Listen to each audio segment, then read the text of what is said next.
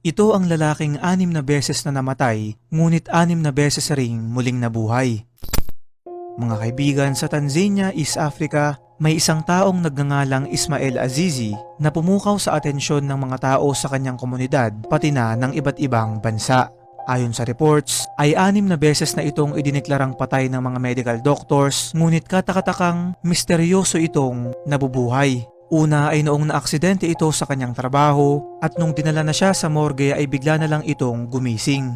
Pangalawa, nabawian ito ng buhay dahil sa sakit niyang malaria, ngunit nung nandoon na siya sa loob ng kabaong ay bigla uli itong nabuhay. Pangatlo ay noong naaksidente ang sinasakyan niyang kotse kung saan muli itong gumising nang dalhin siya uli sa morgue. Pang-apat ay noong natuklaw naman ito ng ahas na siyang kumitil sa kanyang buhay, ngunit makalipas lang ang 3 araw sa loob ng morgue, siya ay nabuhay na naman. Pang-5 ay noong nalunod ito sa isang septic pit at bigla ring nagising.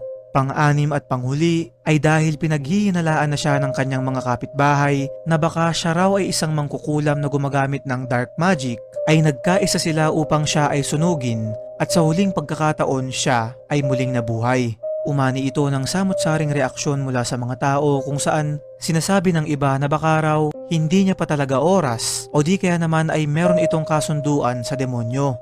Ang sinasabi naman ng ilan ay baka raw nagkataon lang talaga ito ng 6 na beses. Ginawa na rin ito ng maikling dokumentary ng Afrimax English na maaari niyong mapanood ng libre at sa ngayon siya ay nakatira na sa isang malayong isolated place na walang kasama at walang mga kapitbahay dahil siya nga ay kinakatakutan na.